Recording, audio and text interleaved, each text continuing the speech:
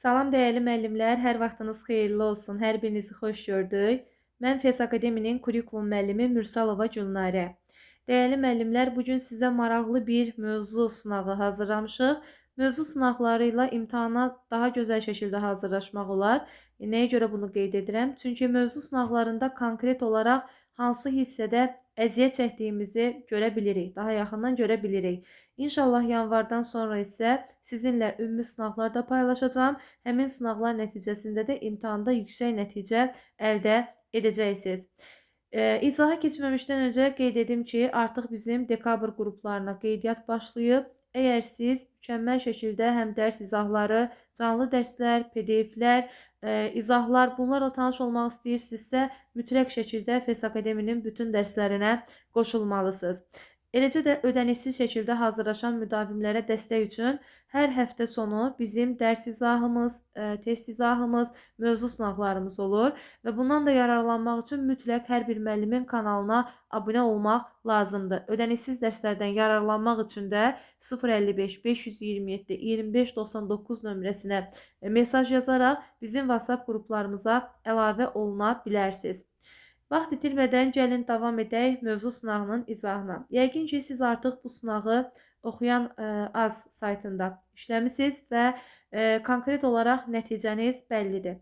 Nəticənizin nə olmasından asılı olmayaraq bu sizi üzməsin. Əksinə, daha da sevinin ki, yeni nəsə öyrənmisiniz və imtahanda artıq bilmədiyiniz hissə olmayacaq. Yəni, bu mövzuda bilmədiyiniz hissə olmayacaq. Gəlin davam edək. Verilən tapşırıqlardan biri məntiqi təfəkkürə aid deyil. Ümumiyyətlə biz bilirik ki, təfəkkürün 3 növü var. Məntiqi təfəkkür, tənqidi təfəkkür və yaradıcı təfəkkür. Zəhmət olmasa bu hissəni, yəni bu qaydanı bilməyən müəllimlər qeyd edərlər. Məntiqi təfəkkür sadə düşünmə formasıdır. İnsanın hər hansı bir məsələ arasında əlaqə qurması, səbəb-nəticə əlaqəsini müəyyən etməsi, daha sadə problemi həll etməsi, sadə yolla problemi həll etməsi, ardıcıl hər hansı bir işin yerinə yetirilmə qaydasını bilməsi və s. Bunlar məntiqi təfəkkürə aiddir və daha erkən insanda formalaşır. Tənqidi təfəkkür yuxarı təfəkkür səviyyəsinə aiddir. Tənqidi təfəkkür və yaradıcı təfəkkür. Hər zaman deyirik ki, bu iki təfəkkür növü yuxarı təfəkkür səviyyəsinə aiddir. Tənqidi təfəkkür insandan əsaslandırma, mühakimə yürütmə, arqument gətirmə, qərəzsiz yanaşma, empatiya qurmaq, emosional intellekt, metaqognitiv bacarıqlar tələb edir. Yadda saxlayın, bunu da qeyd edərsiniz. Yaradıcı təfəkkür isə daha çox insanın kreativ ideyalar tapması, qeyri-adi düşünə bilməsi, fərqli yollar tapması, istifadə olunmayan yollara müraciət etməsi hər hansı bir problemin həllində yaradıcı təfəkkürə aiddir. Deməli, biz indi variantlarda nəyi axtarmalıyıq? Sadə düşünmə formasına aid olan və sadə məsələ həlli kimi görünən variant bizim məntiqi təfəkkürümüzə aid olacaq. Gəlin davam edək. Müəllim tapşırıqda mətnin əsas ideyasını tapmağı və əsas hissə ilə sonluq arasında hadisələrdə hansı əlaqənin olduğunu müəyyən etməyi tapşırıq verir. Qələmimizi götürək. Deməli, əziz müəllimlər, burada deyir ki, müəllim şagirdə mətn oxutdurur və mətnin əsas ideyasını şagird tapmalıdır. Giriş, əsas hissə, sonluq arasında da əlaqəni tapmalıdır. Təbii ki, bu hansı təfəkkürə aid olacaq? Məntiqi təfəkkürə. Əgər sual versəniz ki, niyə? Mən onun cavabını sizə izah edim. Şagird əgər oxuduğunu gördüyünü, dinlədiyini başa düşürsə, izah edə bilirsə, şərh edə bilirsə, anlaya bilirsə, bu artıq şagirddə məntiqi təfəkkürün olduğunu deməlidir, olduğunu deyirik. Mətni oxumuşam, əsas ideyanı tapmışam orada və giriş hissə, əsas hissə, sonluq arasında da əlaqəni tapa bilirəmsə, bu da məntiqi təfəkkürə aiddir. Yəni, burada qeyri-adi bir düşüncə lazım deyil. Bunu sinifdə oxuyub anlaması olan hər bir şagird edə bilər. Yəni, oxuyub anlaması gözəl formada formalaşdırılan hər bir şagird edə bilər. Davam edirəm.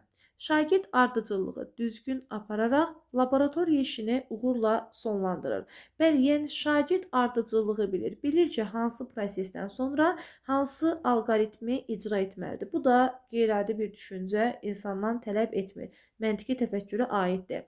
Şagird faktlara əsaslanaraq tapşırığı izah edir. Bax, bu hissədə diqqətli olun. Şagird əsaslandırma edəndə. Tənqidi təfəkkür də ola bilər, məntiqi təfəkkür də ola bilər. Əgər şagird faktlara əsasən danışırsa, yəni loru dildə sizə izah edim. Şagird oxuyur, oxuduğu nəyəsə görə əsaslandırır fikrini. Burada şagirdin öz fikrindən söhbət getmir artıq. Başa düşürsüz müəllimlər? Yəni mənim öz fikrim olsa, öz arqumentlərim olsa, öz baxışım, öz mühakiməm olsa, bu tənqidi təfəkkürdür. Amma mən fakta əsasən nəyisə danışıramsa, bu məntiqi təfəkkürə aiddir. Nəyə görə bu hissəni daha önəmli vurğuladım? Çünki imtahanda bəzən təfəkkür taksonomiya ilə bir yerdə düşür və əsaslandırmaq feilində hər zaman müəllimlər çətinlik çəkirlər. Əsaslandırmaq feili məntiqi təfəkkürdə də qarşınıza çıxar, tənqidi təfəkkürdə də. Bayaq qeyd etdiyim qaydanı mütləq şəkildə özünüz üçün götürərsiniz, yazarsınız.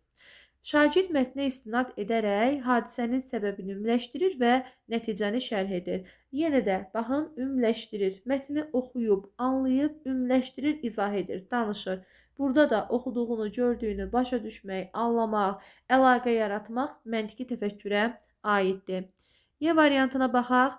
Tapşırıqda verilən məlumatlardan hansı ilə razılaşmadığınızı izah edin və öz fikrinizi əsaslandırın. Deyir ki, tapşırıqda hansı məlumatla razılaşmırsınız, amma sən öz fikrini əsaslandır. Məsələn, ola bilər mən A variantı ilə razılaşmayım, ola bilər Tural C variantı ilə razılaşmasın, ola bilər Günel D variantı ilə razılaşmasın. Burada mənim öz fikrimi istəyirsə, demək ki, bu artıq tənqidi təfəkkürə aid olacaq. Tənqidi təfəkkürdə insanın öz fikri, öz arqumenti, öz mühakiməsi, gərəksiz olması, bax bunlar önəmli məqamlardan biridir. Yəni situasiyalarda əgər biz bunları görürüksə, anlayırıqsa, həmin testin cavabını tənqidi təfəkkür kimi götürə bilərik. Davam edirəm. Aşağıda verilən situasiyaların birində məntiqi ardıcıllıq pozulub.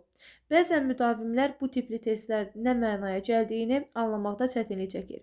Əziz müəllimlər, ardıcıllıq pozulub deyə 4 variant eyni məsələyə aid olmalıdır, bir variant isə başqa məsələyə aid olmalıdır. Bunu belə düşünün. Gəlin baxaq. Müəllim sinifə açıq sual verir.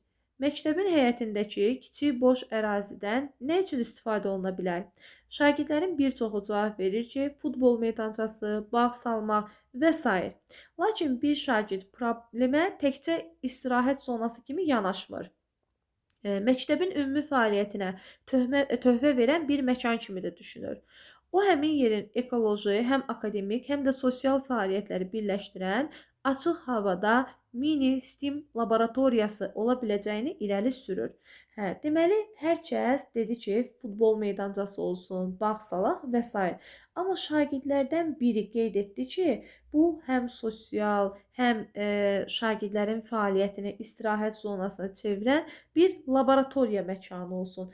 Burada bir yaradıcı düşünməni biz görürük. Aha, indi görək o biri variantlarda da varmı yaradıcı düşünmə?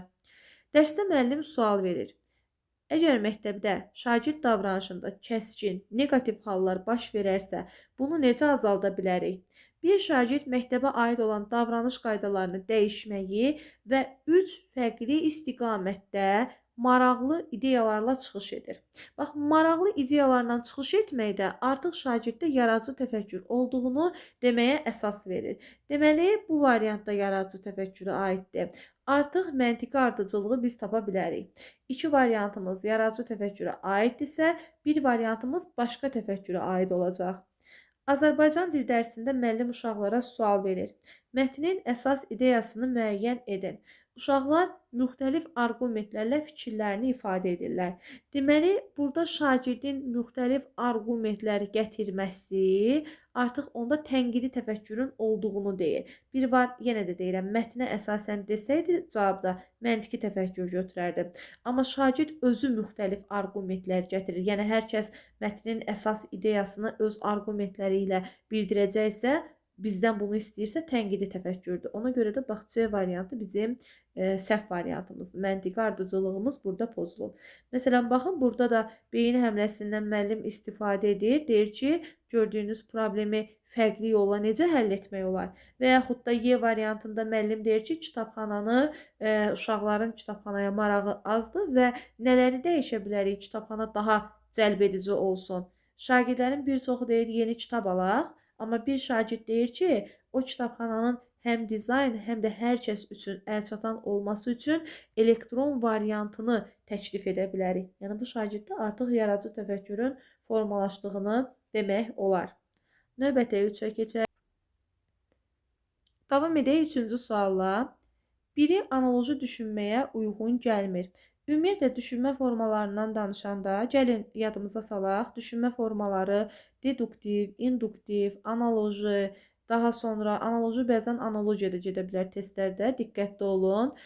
Ardıcıl, sistemli. Bax bunlar divergent, konvergent. Bu düşünmə formaları bizdə təfəkkürün formalaşmasına gətirib çıxardır. Yəni biz artıq induktiv, deduktiv, nə bilim sistemli, ardıcıl, analitik düşüncədən istifadə ediriksə, artıq bu deməkdir ki, bizdə məntiqi, tənqidi, yaradıcı təfəkkür formalaşa bilər. Yəni hər bir düşünmə formasını şagirddə formalaşdırmaq lazımdır.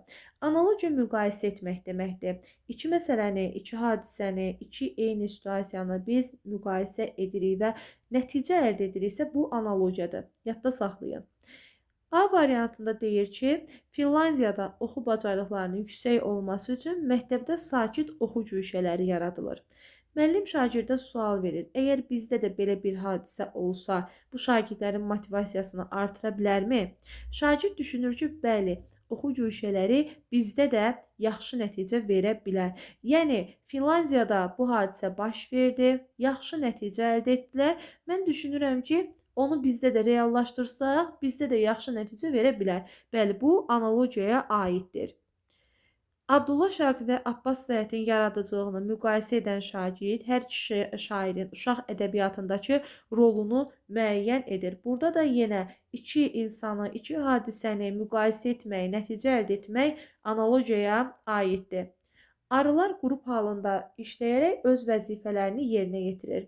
Şagird belə nəticəyə gəlir ki, biz də qrup işi zamanı iş bölgüsü etsək, işimiz uğurlu alınar. Arıların fəaliyyətinə baxıram, onların fəaliyyətində uğurlu məqamları öz fəaliyyətimə köçürürəm, öz fəaliyyətimdə istifadə edirəm. Bu da analogiyanın bir növüdür. Pingvinlər soyuq mühitdə komanda halında dayanaraq istiliyi paylaşırlar.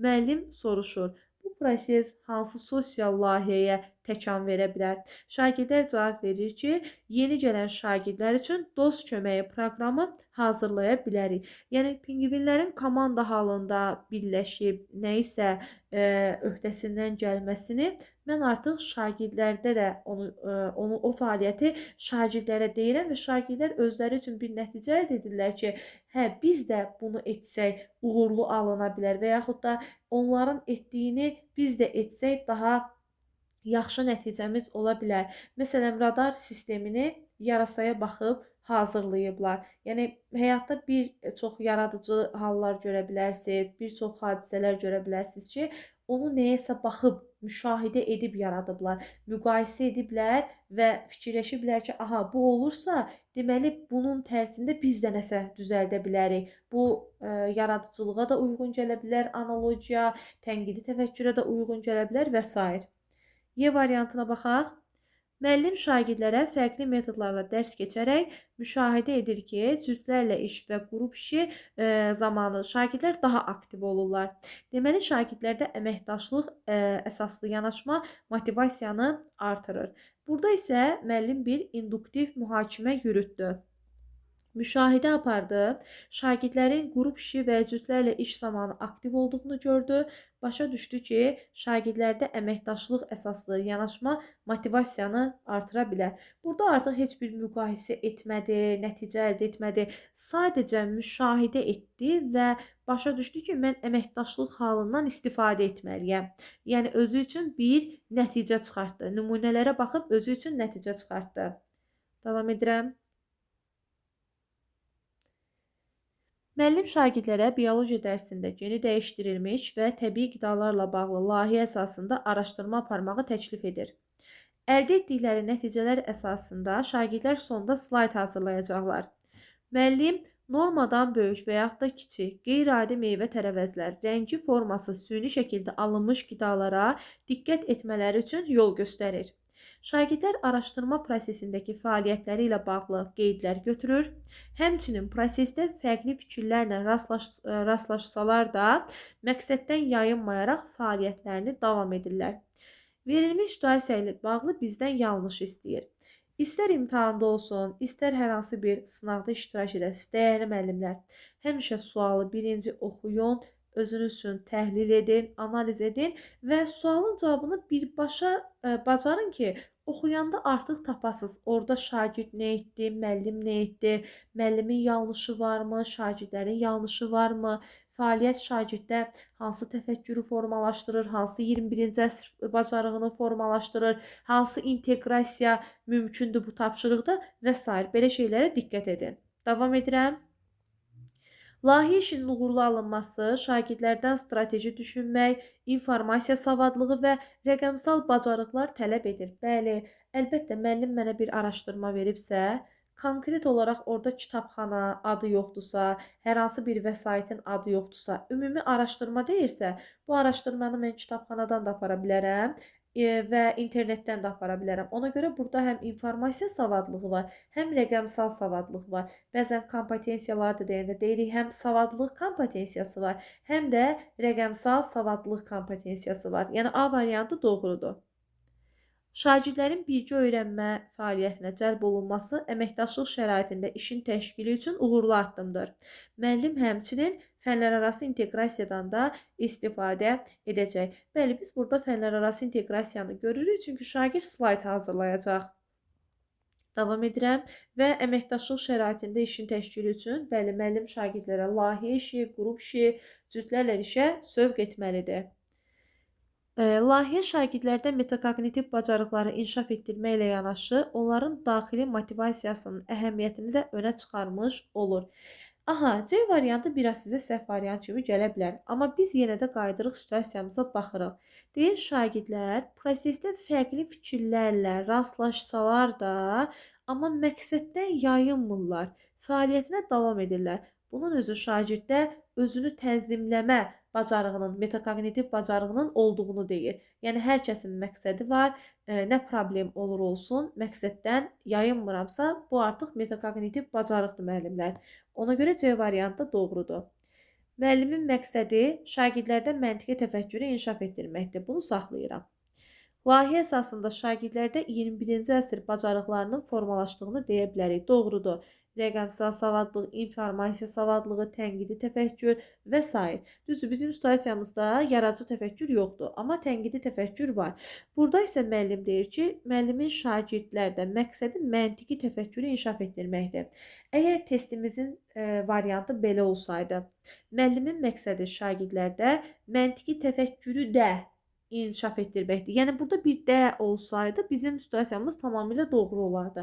Amma sırf deyir ki, müəllim burada məntiqi təfəkkürü inkişaf etdirəcək. Bu artıq doğru fikir deyil müəllimlər. Yadda saxlayın. Bizim yuxarıdakı situasiyamızda müəllim daha çox şagirddə tənqidi təfəkkürü formalaşdırır. Hətta baxın bura, şagirdlərin özlərini idarə etməsi, başqalı fikirlərin onlara təsir etməməsi, fəaliyyətlərinə davam etməsi bu məntiqi təfəkkürə çox yox, tənqidi təfəkkürə aiddir. Bəli, araşdırma aparanda məntiqi təfəkkürdən istifadə edirəm. Mən bilirəm nə etmək lazımdır.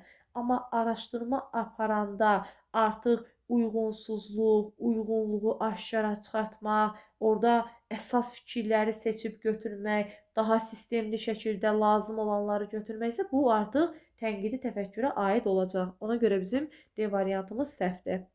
Davam edirəm 5-ci sualla. Tarix dərsində müəllim şagirdlərə Osmanlı-Səfəvi müharibəsindən, bu müharibənin iki türk müsəlman dövlətini necə zəiflətməsindən və bundan istifadə edən Avropa dövlətlərinin Osmanlı imperiyasının Avropaya doğru uzanan bir çox torpaqlarını işğal etməsindən danışdı. Şagirdlər bu mövzuda müzakirə təşkil etdi. Müəllim müzakirə əsasında müşahidə edir ki, şagirdlər iki qrupa bölünüb. Birinci qrup Osmanlıların, ikinci qrup isə Səfəvilərin tərəfdarına çevrilib. Müəllim də yaranmış bu vəziyyətdən istifadə edir və şagirdləri qrup işinə yönəldir. Onları mövzu barədə araşdırma aparmağa istiqamət verir. Şagirdlər elektron vasitələrdən istifadə etməklə və məktəbin kitabxanasından da yararlanırlar. Situasiyaya əsasən verilənlərdən hansı doğru deyil? Deməli, burada şagirdlər həm elektron vəsaitlərdən istifadə edib, həm də kitabxanadan. Deməli, biz burada artıq diqqətli olmalıyıq, bayaq qeyd etdiyim kimi. Amma bizdən doğru olmayanı istəyir. Buranı da işarə eləyək ki, özümüz üçün. Bəzən müəllimlər variantı düz bilsə də, sona qədər testdən nə istədiyini baxmadığına görə səhv edirlər. Şagirdlərdə tapşırığı yerinə yetirən zaman savadlılıq kompetensiyasının formalaşdığını görə bilərik. Bəli, doğrudur. Əgər desəydi yalnız savadlılıq kompetensiyası səhv götürərdi. Müəllimin prosesi əvvəlcədən düzgün qurmaması şagirdlər arasında yaranmış fikir ayrılığına səbəb oldu. Əslində, bax burada dayanırıq. Müəllim müzakirə təşkil edir, müəllim dərsi izah edir və burada hətta müəllim səriştəli bir müəllim olur. Şagirdlərin bu fikirlərindən istifadə edərək onlara qrup işi verir ki, daha maraqlı, daha interaktiv təlim qura bilsin. Burada müəllimin heç bir səhv addımını biz görmürük müəllimlər. Məsələn, burada adətən tələbələr düşünür ki, hə, şagirdlər niyə ayrı-ayrı fikirlərə gəlirlər? Əlbəttə ki, yəni müəllim əgər şagirddə tənqidi təfəkkürü formalaşdırmaq istəyirsə, şagirdlərin fərqli fikirlərdə olmasını qəbul etməlidir və onların öz ideyalarını, arqumentlərini, mühakimələrini ifadə etmək üçün onlara şərait yaratmalıdır. Səhv variantımız B variantı oldu. Rəqəmsal savadlılıq, bəli, burada elektron vasitələrdən istifadə edir şagird. Var. Şagird yönümlü təlimə uyğun apardı müəllim dərsi, bəli. Müəllim subyekt-obyekt yox, subyekt-subyekt prinsipinə əsaslanaraq şagirdlərin də fəal olmasına təkan verdi. Müəllim şagirdlərdə informasiya savadlılığını inkişaf etdirir. Bəli, bir şagirdin kitabxanadan, elektron vasitədən nəsə əldə etməsi üçün, məlumat əldə etməsi üçün vuruşması, çalışması bu şagirddə informasiya savadlığı və rəqəmsal savadlığı formalaşdığını göstərir. Davam edirəm. Ümid edirəm ki, hələ yorulmamısınız. Əziz müəllimlər, 6-cı suala baxıb hələ də videonu bəyənməmisinizsə, zəhmət olmasa videonu bəyənin, sonra yenidən baxmağa davam edin. Video bitəndə isə gözəl rəylərinizi yazmağı unutmayın. Bəzən bəyənirsiniz, amma rəylərinizi görmürəm. Sizin rəyləriniz bizə daha çox motivasiya verir. Davam edək. Müəllim yeni mövzuya giriş üçün sinifdə müzakirə səhnəsi qurur və şagirdləri 2 qrupa bölərək onlara əks mövqeləri müdafiə etməyi tapşırır. Şagirdlər fikirlərini ifadə etsələr də öz mövqelərini əsaslandırmaqda çətinlik çəkirlər. Gətirdikləri arqument zəif olur, iddiaları dəstəkləyən faktlar təqdim edə bilmirlər. Müzakirə zamanı müəllim onların məlumat toplama və istifadə olunan mənbələri düzgün qiymətləndirmə bacarıqlarının kifayət qədər inkişaf etmədiyini görür. Baxın, diqqətli olun. Situasiyaya görə hansı fikir doğrudur? Yenə də deyirəm. Siz istər imtahanda olun, istər hər hansı bir sınaqda. Mütləq, əgər belə bir situasiya sizə düşürsə, oxuyub anlamanı birinci özünüzdə inkişaf etdirin. Variantlara keçməmiş, birinci özünüz müəyyən edin. Burada səhv, düz, problem, hər hansı bir açar söz gördünüzmü, onu mütləq şəkildə özünüz üçün qeyd edin. Şagirdlərin savadlılıq kompetensiyası tam formalaşmadığı üçün onlar mətnləri dərindən anlamaqda, fikirləri müqayisə edib əsaslandırmaqda çətinlik çəkirlər. Bu səbəbdən şagirddə tənqidi düşünmə bacarıqlarının planlı şəkildə inkişaf etdirilməsinə ehtiyac var. Bəli, yəni şagird fikirləri əsaslandırmaqda əziyyət çəkir, əks mövqeləri müdafiə edə bilmir. Şagirddə həqiqətən də tənqidi təfəkkürü inkişaf etmək lazımdır. Və burada savadlılıq kompetensiyası nəyə deyilir? Savadlılıq kompetensiyası insanın şifahi və yazılı nitqinin zəngin olması, oxuduğunu, gördüyünü, dinlədiyini, eşitdiyini, istər vizual formada, istər audial formada fərqi yoxdur. Məlumatı qəbul etməsi və onu başa düşməsi önəmlidir savadlılıq kompetensiyasında. Bizdən nə istəyir? Elə doğrunu istəyirsə doğru cavabımız A variantıdır. Şagirdlərin rəqəmsal savadlığı zəif olduğundan informasiyanı düzgün araşdıra bilmirlər. Əslində burada müəllim sinifdə müzakirə verir. Baxın, müzakirə verir. Və bu müzakirədə heç rəqəmsal hər hansı bir informasiya texnologiyasından, İKT avadanlığından istifadə edilməsini biz görmədik. Ona görə də B variantını götürə bilmərik. Şagirdlərdə mədəni məlumatlıq kompetensiyası inkişaf etməyib. Bu mədəni məlumatlıq müəllimlər başqa mədəniyyətlərə hörmət etmək, öz adət-ənənələrlə yanaşı başqalarının da adət-ənənəsinə hörmət etmək deməkdir. Bu da bizim situasiyamızda yox idi. Sahibkarlıq kompetensiyası əsasən maliyyə savadlığı ilə bağlıdır. Hər hansı bir ideyanı həyata keçirtmək, sahibkar kimi fəaliyyət göstərmək üçün müəyyən maliyyə bazasını düzgün idarə etmək bu sahibkarlığa aiddir. Bu da bizim situasiyamıza uyğun deyil. Mühəndislik kompetensiyası da hər hansı bir texnologiyanın, insanlara fayda verəcək bir texnologiyanın hazırlanması, nəyinsə cəmiyyətə faydalı olacaq nələrinsə hazırlanmasına mühəndislik kompetensiyasına aiddir. Burada da belə bir şeydən söhbət getməyib. Yəni burada biz daha çox savadlılıq kompetensiyasının zəif olduğunu uşaqlarda gördük. Davam edirəm. 7-ci sualla bir dəqiqə.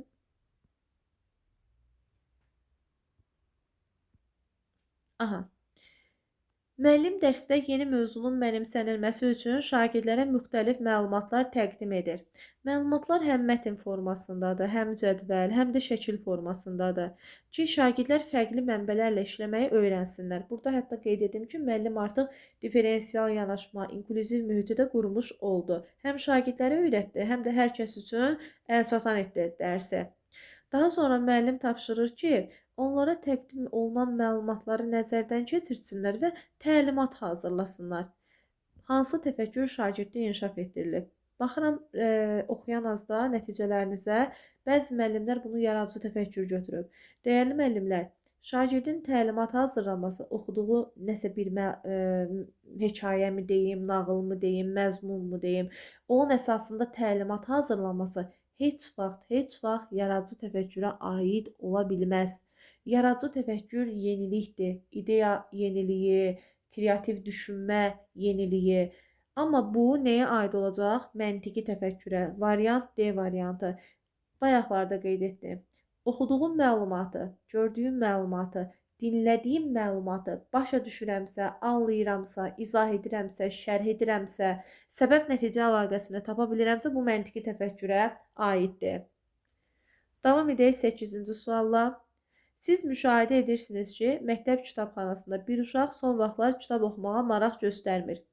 Əvvəlki kimi hekayələri həvəslə oxumur və digər şagirdlərlə oxu müzakirələrində iştirak etmir. Bu halı düzəltmək üçün müəllimin atdığı hansı addım səhv olar? Bu sertifikasiyanın qəbul sualıdır. 2025-ci il sertifikasiyanın qəbul sualı. Yəni sertifikasiya imtahanında düşən suallardan biridir. Müəllim hansı addımı atmalıdır? Uşaq kitabxanaya getmir, əvvəlki kimi həvəslə dərsi oxumur. Gəlin baxaq. İlk addım olaraq uşağa fərdi şəkildə yanaşaraq onunla söhbət etmək faydalı olar. Onunla sakit bir mühitdə danışaraq niyə marağının azaldığını, hansı mövzuların onu cəlb etdiyini öyrənmək olar. Bu doğru addımdır. Yəni səbəbini tapmalısan ki, nə baş verdi bu şagirddə. Şagirdə onun maraqlarına uyğun kitablar verə bilərik, oxu fəaliyyətləri təklif edərik, kiçik oxu tapşırıqları, oyunlar vasitəsilə onun marağını artıra bilərik. B variantı da uğurlu addımdır. Yəni müəllim həqiqətən də bu addımı atsa, şagirdin motivasiyasına təkan vermiş olar. Şagirdləri oxu müzakirələrinə cəlb etmək, uğurlarını müsbət şəkildə vurğulamaq və təşviq edici rəylərdən istifadə etmək olar. Bu da doğrudur. Təşviq edici rəy nədir müəllimlər? Yəni sənin işinə bir motivasiya edici rəy verirəm. Emosional rəy yox, motivasiya edici, kiçik xırda uğurlarını vurğulayaraq səndə həvəs yaradıram. Müəllim şagird üçün kitab seçib onu oxumağa verərək şagirdi motivasiya edə bilər. Aha, bax, burada artıq biz müəllim yönümlü təlimi gördük. Müəllim özü şagirdə kitab seçib verir. Bir var desin şagirdin marağına uyğun kitab seçib versin, onun intellektinə uyğun. Amma bir də var ki, mən öz istəyimə uyğun şagirdə kitab verirəm. Bəzən biz evdə də belə edirik, öz övladlarımıza qarşı da. Biz əgər övladlarımızı hər hansı bir kitab evinə aparsaq, onlara desək ki, istədiyin əsəri seç və götür. İnanın ki, həmin uşaqlarda o qədər gözəl nəticə verəcək ki, bu müəllimlər, mən özüm də bundan istifadə etmişəm. Amma mən haçansa gətirib kitabı övladıma verəndə ki, bu kitabı oxu, artıq uşaq onu oxumaq istəmir. yəni bir növ mənim baskım, mənim təsirim altında o kitabı oxumaq istəmir. Ona görə də D variantı uğursuz addımdır.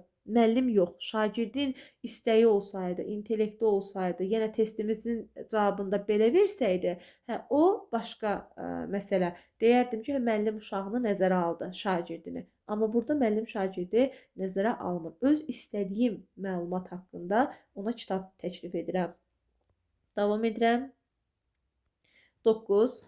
Müəllim müşahidə edir ki, məktəbin idman zalında uşaqlar basketbol məşqi zamanı bir-birlərinin fikirlərini dinləmir, eyni anda hər kəs istəyir ki, topa sahib olsun. Bu səbəbdən məşq zamanı qarışıqlıq yaranır. Bu situasiyada müəllimin hansı addımı düzgün olar? Bu da müəllimlər MİQ imtahan sualıdır. Fiziki tərbiyəyə düşən suallardan biridir 2025-ci ildə. Davam edirəm. Deməli, ekranı böyüdək. Aha. Dərsin sonunu gözləmədən məşqi dayandırmalıdır və topu qadağan etməlidir. Bu səhv addımdır. Hər bir müəllimdə problem həll etmə bacarığı olmalıdır. Yadda saxlayın. Yəni spontan vəziyyət yarana bilər və spontan vəziyyətdə müəllim bir çıxış yolu axtarıb tapmalıdır. Heç bir qayda qoymadan uşaqların tək başına oynamasına şərait yaratmalıdır. Səhvdir, olmaz. Qayda, prosedur mütləq şəkildə qrup işindən qabaq, hər hansı bir oyunlardan qabaq uşaqlara xatırlanmalıdır. Bəzi problemli şagirdləri nəzərə almadan fəaliyyətə olduğu kimi davam etməlidir. Bu əvvəl-axır bullying halına gətirib çıxardacaq. Vaxtında müdaxilə etmək lazımdır. Bir dərsliyi cəzalandırmaq onların dərsdə daha məsuliyyətli olmasına şərait yarada bilər. Həmçinin deyir, bu hal təkrarlansa valideynlərinə şikayət edəcək. Bu da uğurlu addım deyil. Əslində hər birimiz edirik, amma uğurlu addım deyil bu. Məşqin strukturunu dəyişdirmək, bunun üçün uşaqlara kiçik qruplara bölmək, hər bir qrup üçün müəyyən tapşırıqlar və qaydalar təyin edə bilər. Bəli, həmin qarışıqlığı vaxtında həll etmək üçün müəllim burada artıq strateji bir yanaşma istifadə etdi və sinifi sakitləşdirməyi bacardı. Ona görə Y variantı bizim uğurlu addımımızdır. Həm də bu hissəyə diqqət edin. Müəllim müəyyən qaydaları, tapşırıqları öncədən təyin etməlidir müəllimlər. Öncədən təyin etsə, müəllimin problemi yaranmaz. 10. Məktəbdə laboratoriya dərsi zamanı bir uşaq kimyəvi eksperimentlər apararkən təhlükəsizlik qaydalarını göz ardı edir.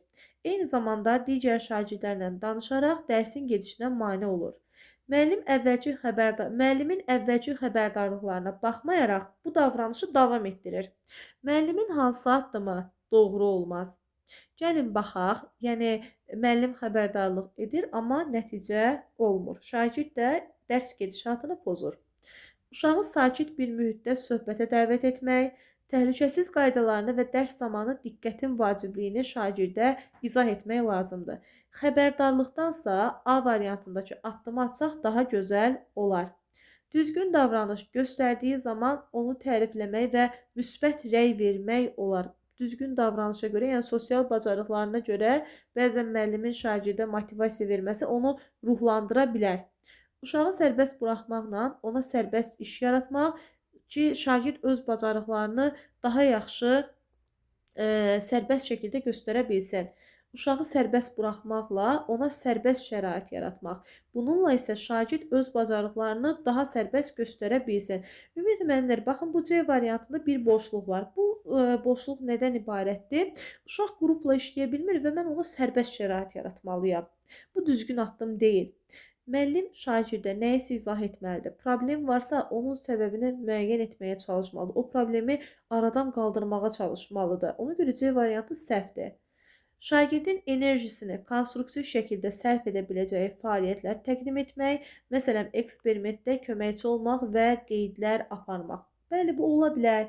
Şagirdin fikrini yayındırmaq, onun o hiperaktivliyini nəzarət altında saxlamaq üçün mən D variantındakı addımı ata bilərəm. Laboratoriyada təhlükəsizlik və əməkdaşlıq qaydalarını bütün siniflə yenidən müzakirə etməyə. Y variantı doğru variantdır, amma C variantı uğursuz variantdır. 11.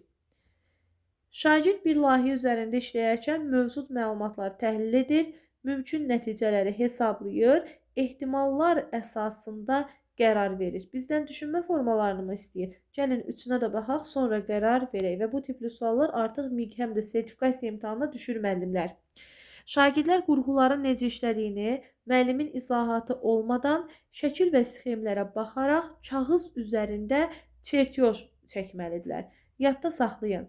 Şagird izah etmirsə, danışmırsa, şəkil, xəritə, diaqram, cədvəl, çertyoz, kompas bunlardan istifadə edir, xəritə nəsə edirsə, bu olacaq qeyri-verbal düşünmə. Qeyri-verbal. Məqsəddən çatmaq üçün yeni və gözlənilməz yanaşmalar təqdim edir, həmçinin fərqli perspektivlərdən çıxış edərək bir neçə alternativ həll yolu tapır. Bu da hansı düşünmə formasına aid olacaq? Divergentə. Birincini də qeyd edək. Şagird layihə üzərində işləyir, məlumatları təhlil edir, müxtəlif mümkün nəticələri hesablayır və qərar verir. Baxın, işləyir, təhlil edir, nəticə hesablayır və qərar verir. Bu da analitik düşüncəyə aiddir. Analitik D variantı oldu. Davam edirəm. 12. Şagirdlərdən biri akademik cəhətdən zəifdir. Dərs zamanı müəllimin suallarına cavab verməkdə, tapşırıqları yerinə yetirməkdə çətinlik çəkir. Buna görə də onun özünə inamı günü-gündən azalır. Müəllim hansı addım atsa, şagirdin özünə inamı arta bilər. Əziz müəllimlər, diqqətli olun. Əgər şagird zəifləyirsə, tapşırıqları yerinə yetirə bilmirsə, özünə inamı azalırsa, müəllimin burada atdığı addım şagirdi yormadan, şagirdə psixoloji təzyiq etmədən nə isə həll etməlidir. Və burada deyir ki, özünə inam necə artar şagirddə? Müəllim güclü şagirdlərdən birini lövhəyə çıxarıb çətin suallar verər və deyər ki, hər kəs səhv edə bilər. Yəni bu artıq şagirdə göstərmək istəyir ki, müəllim, başqaları səhv edə bilər. Bunun üçün başqa uşağı biraz da motivasiyadan salmaq, bir uşağı xilas etmək, amma bir uşağın arzularını qırmaq deməkdir bu. Ona görə A variantı səhv variantdır. Şagirdin potensialına uyğun, sadə və daha asan tapşırıqlar verə bilər. Bu da səhvdir və bu deyim ki, bu da qəbul sualıdır. Əgər desə ki, müəllim asan, sadə tapşırıqlardan başlayaraq şagirdi həvəsləndirib mürəkkəb tapşırıqları doğru aparsa, bizim B variantımız doğru olardı. Müəllim qrup işi təşkil edərkən şagirdin fəaliyyətini izləyə bilər, düzgün fasilitatorluq edib ona istiqamət verə bilər. Bəli, bu C variantı, müəllimin fasilitator olması, ona yaxından dəstək göstərməsi doğru addımdır. Digər variantlarda da nəyə görə səhv olduğuna baxaq. Müəllim həmin şagirdi dərsin sonunda bir neçə düzgün cavab verdiyi halda xüsusi mükafatla təltif edir və bu yolda şagirdin xarici motivasiyası formalaşar. Baxın müəllimlər, dərsin sonunda bir neçə düzgün cavab verdiyi halda xüsusi mükafatla təltif edir. Əslində müəllim şagirdə müəyyən rəylər verə bilər, amma müəllimin sırf burada mükafat verməsi çox da doğru bir addım deyil. Yəni situasiyamıza görə başqa situasiyalarda ola bilər. Mükafat vermək doğru olsun hər hansı bir yaxşı əməlinə görə və yaxud da əgər əməli şagirdin dəyişirsə, biz onu mükafatlandıra bilərik. Sırf bizim bu situasiyamıza isə C variantı daha çox uyğun gəlir. Davam edirəm. 13. 7-ci sinifdə dərs deyən Sevinç müəllimə qrup işi tapşırığı verir. Şagirdlər dərslərdə kiçik qruplarla işləyir və problemləri birlikdə həll edirlər. Təqdimatlar hazırlayırlar. Rubrika əsasən bir-birlərini qiymətləndirirlər. Lakin zamanla müəllim müşahidə edir ki, eyni şagirdlər müzakirələrdə fəal iştirak edir, ideya verir, təqdimatda çıxış edir. Digər bir neçə şagird isə yalnız yazılı hissədə kömək edirlər. Müəllim deyir, problemi hansı addımla daha uğurla həll edə bilər. Müəllim qrup işində iştirakın keyfiyyətini artırmaq üçün diferensiallaşdırılmış tapşırıqlar təqdim edə bilər. Bəli, hər kəsin işləməsi üçün müəllim şərait yarada bilər. Biri götürürəm. Müəllim bütün şagirdlər üçün eyni rol və tapşırıqları müəyyən etməlidir. İkini silirəm. Eyni rol, eyni tapşırıq olmaz. Müəllim qrup daxilində rol bölgüsü təklif edə bilər, fərqli üsullarla təklif etməlidir ki, hər kəs öz güclü tərəfini nümayiş etdirə bilsin. Bəli, 3-ü də götürürəm. 1, 3. Deməli bizim 1-3 ilə başlayan bircə variantımız var, A variantımız. Amma 5-ə baxaq, görək 5-də məsələ nədir? Müəllim şagirdlərin fəaliyyətini yalnız qrup nəticəsinə əsasən qiymətləndirməməlidir. Fərdi iştirak səviyyəsini də ayrıca nəzərə almalıdır. Yəni şagirdlərə əvvəlcədən xəbərdarlıq olunmalıdır ki, onların həm bilik və bacarığı, həm də sosial bacarıqları qiymətləndiriləcək. Ona görə 5 də doğrudur. 1, 3, 5 müəllimlər. Bəs bizim 4 niyə səhv oldu? Müəllim passiv şagirdləri məcbur edir ki, onlar daha aktiv olsunlar. Bu da düzgün hal deyil. Deməli, qlobal ticarət və iqtisadi inkişaf coğrafi baxımdan bəzən qeyri-bərabər paylanır. Böyük iqtisadi güclər arasında ticarət mübahisələrini araşdırın və regionlar üzrə geosiyasi təsirlərini əsaslandırın. Yəni hansı geosiyasi təsirlərə məruz qalacaq? Bu da coğrafiyanın qəbul suallarından biridir. Əziz müəllimlər, bu artıq məntiqi təfəkkür deyil. Kreativ ideya olmadığına görə yaradıcı təfəkkür də deyil. Düşünmə, müqayisə etmək olmadığına görə analoji təfəkkür də deyil. Deyirsiniz ki, müəllimə, bəs burada böyük iqtisadi güclər arasında axı o nəyisə təhlil edəcək. Bu müəllimlər başqa məsələdir. Mən burada mübahisəni araşdıracağam və təsiri əsaslandıracağam. Yəni burada artıq analogiya yoxdur. Mənim sırf nəyisə müqayisə etməyimi istəmir. Məndə burada müəllimin formalaşdırmaq istədiyi bacarıq əsaslandırma bacarığıdır. Ona görə burada biz tənqidi təfəkkürü doğru variant kimi götürürük. A variantı. Bir də məsələn abstrakt təfəkkürü bəzən məndən müəllimlər çox soruşur.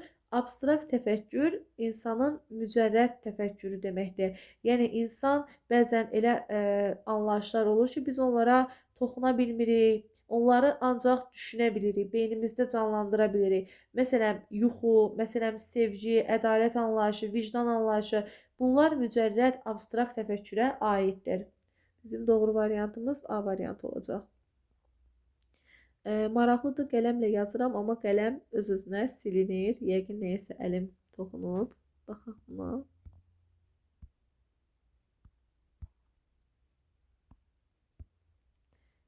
Aha. 15-ci suala baxırıq. Müəllim 19-cu əsrdə Azərbaycanda maarifçilik və ictimai-siyasi ideyalar mövzusunda sinifdə debat təşkil edir. Müzakirə zamanı bir şagird maarifçilik hərəkatının tərəqqiyə təsiri mövzusunda öz fikrini qətiyyətlə əsaslandırır. Lakin o, sinif yoldaşlarının sözünü tez-tez kəsir, xüsusilə daha sakit və utancaq şagirdlərin müzakirəyə qoşulmasına imkan vermir. Deməli, baxın, burada artıq şagirddə həm empatiya bacarığı, həm emosional intellekt, həm qrup işi, həm əməkdaşlıq bacarığı, savadlılıq kompetensiyası, ünsiyyət səriştəsi və s. Fikir verin, bir neçə biz artıq variantlara baxanda nələrisə düşünməliyik. Amma əvvəlcə özümüzdə qərar verək, oxuyub anlayaq ki, məsələ nədən ibarətdir. Şagirdlər səsvermə yolu ilə debat lideri seçməlidir və sinifin dinamikasını özləri müəyyən etməlidir. Bu problemi həll etməz müəllimlər. Məsələn, həmin şagird lider olmasa yenə də danışacaq, yenə də kiminsə sözünü kəsəcək. Ona görə A səhvdir. Hər bir şagirdə özünü ifadə etməsi üçün eyni müddət tanımalı, danışıq ardıcılığını yalnız müəllimin təyin etdiyi siyahı üzrə icra etməlidir. Əslində bura qədər doğrudur, amma arxa hissə doğru deyil, sonluq doğru deyil. Ona görə B variantı səhvdir. Yəni müəllim özü idarə etməyə də çalışmamalıdır. Orada bir əməkdaşlıq olmalıdır, qarşılıqlı əməkdaşlıq. Aktiv şagirdin maarifçi ideyaları yaxşı bildiyi üçün onun çıxışlarına daha çox yer verməlidir. Elə burada saxlayırıq, üstündən xətt çəkirik. Müzakirədə tez-tez müdaxilə edən şagirdə liderlik bacarıqlarını tərifləməlidir, onu motivasiya edici bir nümunə kimi sinifə göstərməlidir. Bu problemi həll etməz. Bu şagirddə əgər ünsiyyət səriştəsi, əməkdaşlıq səriştəsi yoxdursa, qrup işində fəaliyyəti göstərə bilmirsə, bu problemi həll etmək lazımdır. Müəllim müzakirədən əvvəl danışıq qaydalarını müəyyən etməli, emosional zəkanı şagirdlərdə formalaşdırmalı və empatiya hissi şagirdlərə aşılamalıdır. Bəli, sən danışırsansa, başqasının da danışmaq haqqıdır. O da danışmaq istəyir. Ona görə Y variantı bizim səhv variantımızdır. Yəni düzgün variantımızdır. Ən uğurlu addım Y variantıdır. Davam edirəm 16-cı sualla. Yanlış fikri müəyyən edin. Şagirdləri intellektinə uyğun iş formasını seçməklə differensial yanaşmanı təmin etmək olar. Bəli, mən onsuz iş forması, iş üsulunu, yəni təlim strategiyaları, təlim formalarını müəyyən edərkən diqqət etməliyəm. Sinifimin intellekti, şagirdlərimin səviyyəsi, öyrənmə tərzi, bunlar hər biri nəzərə alınmalıdır. A variantı doğrudur. Differensial təlimin məzmun komponentinə əsasən tapşırıqlar idraki sahənin müxtəlif mərhələlərinə uyğun hazırlanmalıdır. Bu da doğrudur. Yəni differensial təlim deyəndə biz sinifdə hər bir şagirdi nəzərə almalıyıq. Bunun üçün də taksonomiyanın 6 mərhələsi var. 6 mərhələsinə uyğun sadədən mürəkkəbə doğru suallar hazırlamalıyıq. Mövzunun mənimsənilməsi üçün sinifdə şagirdlərin maraq və qabiliyyətinə uyğun çətin tapşırıqlar təqdim olunur. Əslində C variantı doğru görünən, amma yanlış variantlardan biridir. Maraq və qabiliyyətlərinə uyğun. Bura qədər düzdür, amma bütün uşaqlar çətin tapşırıqları yerinə yetirə bilirmi? Müxtəlif tapşırıqlar təqdim olunur desəydi, o vaxt bizim variantımız düz olardı. Ona görə də C variantı bizim səhv variantımızdır. Səmərəli öyrənmə mühiti yaratmaq üçün differensiallıq şərtdir, doğrudur. Sinifdə özünü qiymətləndirmə, qarşılıqlı qiymətləndirmə, formativin bir çox üsullarından istifadə etmək də differensial təlimə aiddir. Yəni həmişə müəllim şagirdi qiymətləndirmir də. Bir dəfə yoldaş qiymətləndirməsi, bir dəfə özünü qiymətləndirmə də elə differensiallığın bir göstəricisidir müəllimlər. 17. Müəllimin hansı fəaliyyəti inklüziv təhsil mühitinin yaradılmasına uyğun gəlmir? Əgər təhsil verən təhsildə bərabər imkanlar yaratmaq dedikdə, bütün şagirdlərə eyni üsulla öyrətmək, eyni resursları vermək, eyni qiymətləndirməni aparmaq kimi başa düşsə, o zaman inklüzivliyi yaratmaz. Bəli, doğrudur bu. Bizdən uyğun olmayan istəyir, amma bu doğrudur. Çünki təhsil verən düşünməsin ki, mən hər kəsə eyni tapşırıq verdim, bu ordu bərabər imkanlar. Hər kəs sinifdə fərqlidir. Müəllim müxtəlifliyi, differensiallığı, inklüziv mühiti qurmağı bacarmalıdır. Şagirdlər arasında qarşılıqlı hörmət və qəbul hissini gücləndirmək üçün sosial-emosional fəaliyyətlərə yer vermək lazımdır. B variantı doğrudur. Müxtəlif öyrənmə tərzinə malik olan şagirdlər üçün həm vizual, həm kinestetik resurslardan istifadə etmək olar. Bu da doğrudur. Differensiallığı, inklüzivliyi qoruyuruq. Valideynin məktəbə cəlb olunması, övladının təhsili üçün müəllimlə əməkdaşlıq, bu da inklüziv mühitə aiddir. D variantı doğrudur. Sinif müzakirələrində aktiv şagirdlərin fikir bildirməsinə şərait yaradıram. Ehtiyacı olan şagirdlər üçün ayrıca dərs keçirəm. Y variantı isə doğru görünən, amma səhv olan variantlardan biridir. Mən tək aktiv yox, bütün şagirdlərin iştirak etməsinə şərait yaratmalıyam. O zaman əgər şagird ayrıca gəlib dərs keçəcəksə ona, bəs biz o şagirdi niyə sinifə gətiririk? Elə ayrıca qrup açaraq, dərsdən sonra həmin uşaqlara dərs keçək. Bu, ayrı seçkiliyin ən böyük formasıdır müəllimlər. Buna diqqət edin. Deməli, 18. Valideyn məktəb qaydalarından narazıdır və öz fikirlərini açıq şəkildə ifadə edir. Müəllim hansı addım atmalıdır ki, həm valideynin narahatlığı səmərəli şəkildə həll olunsun, həm də valideynlə pozitiv bir əməkdaşlıq yarada bilsin. Valideynlərlə qarşılıqlı anlaşmanın və əməkdaşlığın güclənməsi üçün valideyn komitəsini işə cəlb edə bilərəm. Əziz müəllimlər, birinci əgər müəllim özü həll edib, sonra valideyn komitəsində kömək istəsəydi, bu başqa məsələ. Amma birbaşa valideyn komitəsinin üzərinə atmaq bu məsələni doğru deyil. Valideynlərin fikirlərini dinləmək üçün onlayn platforma yarada bilər, mütəmadi olaraq anketlər keçirə bilər və alınan rəylər əsasında qaydalarda nəyisə dəyişə bilər. Məsələn, bax, bu doğru addımdır. Bizim kursda da bu fəaliyyət var. Hər ay sonu müəllimlərə anket göndəririk. Nədən razısınız, nədən narazısınız? O, tələbələrin rəyinə əsasən, əgər həqiqətən də bir negativ və yaxud da onların ən çox sevdiyi müsbət halları görürüksə, o baxımdan biz işimizə davam edirik. Ona görə B variantı ən uğurlu addımdır. Amma valideynin narazılığını nəzərə almadan, tək müəllimin hər hansı bir problemi həll etməsi, daha sonra sinifdəki problemlərin haqqında daha az məlumat vermək valideynə, bu doğru cavablar deyil müəllimlər. İstər şagirdlə, istər valideynlə müəllimin strategiyası olmalıdır. doğru düzgün strategiyası. Cədvələ əsasən uyğunluğu müəyyən edin. Uyğunluq deyir, düzdürmü? O zaman gəlin baxaq.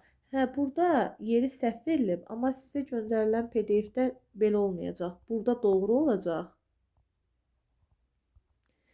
Burada yanlış olacaq. İnteraktiv təlimdə şagirdlər yalnız passiv dinləyici deyil, araşdıran, müzakirə edən aktiv subyektdir. Bir düzdür. Şagirdlərin yalnız müəllimlə deyil, həmçinin yaşıdları ilə qarşılıqlı fəaliyyətə cəlb olunması təlimin interaktiv xarakter daşıdığını və öyrənmənin sosial kontekstdə baş verdiyini göstərir. İki də doğrudur. Deməli, elə burada bizim doğrumuz 1, 2 olacaq. Yəni 3 və 4 də doğrudur. Ona görə də biz yanlış tapmadığımıza görə 3 ilə 4-ü götürmürük burada. Amma yenə də 3 ilə 4-ə baxaq. Qarşılıqlı öyrənmə mühitində təşkil olunan interaktiv təlim şagirdlərin sosial ünsiyyət bacarıqlarını və empati qurma imkanlarını genişləndirir. Doğrudur. İnteraktiv təlim üsulları şagirdlərdə problem həll etmə, tənqidi düşünmə, 21-ci əsr bacarıqları formalaşdırır. Bu da doğrudur. Elə biz 1 və 2-ni götürürük. Nəhayət, sona yaxınlaşırıq. Sonuncu sualımızdayıq. 20-ci sual. Hansı üsullar şagirdlərdə şifahi nitq bacarıqlarını inkişaf etdirir? İş üsullarından mütləq bir sual imtahana düşür. Gələn həftə inşallah bizim növbəti canlı dərsimiz sizinlə iş üsulları olacaq. İş üsullarının qısa PDF-ləri Instagram səhifəmizdə və Telegram səhifəmizdə paylaşılır. Zəhmət olmasa bizim həm Telegram, həm Instagram, həm də WhatsApp kanalımıza Kurikulumdan abunə olun ki, daha ətraflı şəkildə həmin məlumatları öyrənə biləsiniz müəllimlər. Və baxın, bu tipli suallar hansı şifahi nitq bacarıqlarını inkişaf etdirir, hansı tənqidi təfəkkürü inkişaf etdirir, həm MİQ-ə, həm də sertifikasiya imtahanında qarşınıza çıxa bilər. Aksiyon sinkven. Sinkven şagirddə əsasən, məsələn, şagird orada qeyd edir, yazır, ola bilər. Yəni, verbal bacarıqları ifadə edə bilər.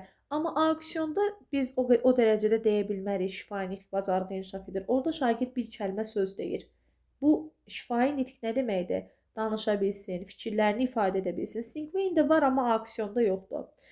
Klasterdə yoxdur şifahi nitq bacarığı. Müzakirə xəritəsində var, debatda da var. Ona görə cavabımız C variantıdır. D variantında debatda var, BİBÖ-də yoxdur. Yəni, əgər şagird bir kəlmə ilə nəsə deyirsə, bu yüksək dərəcədə şifahi nitq bacarığının formalaşması deyil. Y variantında isə Venn diaqramında da yoxdur, anlayışın çıxarılmasında da yoxdur. Yəni, şifahi nitq bacarıqlarının inkişafı. Yenə də deyirəm, danışmaq başqadır, şifahi nitq bacarığı başqadır. Şifahi nitq bacarığı odur ki, şagird öz fikrini ifadə edə bilsin, arqument gətirə bilsin, arqument gətirməyi bacarsın. Belə əziz müəllimlər, deməli FES Akademinin təlimçisi olaraq artıq sizinlə başqa bir mövzu sınağını da bitirmiş olduq. İnanıram ki, bu test sizə faydalı olacaq. Kurikulum biliklərinizi təkmilləşdirmək üçün daha çox sizinlə testlər və izahlar paylaşacağıq. İmtahana yaxında inşallah bizim ümumi sınaqlarımız, canlı dərslərimiz davam edəcək. Kanalı izləmədən geri qalmayın, mütləq şəkildə kanala abunə olun. Rəylər bölməsində aktiv olun. Kanalın hər kəsin qarşısına çıxmağa səbəb ola bilərsiniz. Yəni, siz rəy yazdıqca bizim videolarımız daha çox insanın qarşısına çıxmış olur. Ödənişli və ödənişsiz dərslərimizdən yararlanmaq üçün də 055 527 25 99 nömrəsinə zəng edə bilərsiniz. Əlavə olaraq qeyd etmək istəyirəm ki, bizim sertifikasiya müəllimlərimiz də demək olar ki, FES Akademiyada ən çox sertifikasiyada uğur qazanan məhz FES Akademi müəllimləri olur. Metodikadan sistemli şəkildə daha asan və qısa praktik yollarla hazırlaşmaq istəyirsinizsə, mütləq dərslərimizdən yararlanmağı sizə məsləhət görürəm. Sağ olun, növbəti dərslərdə görüşərik.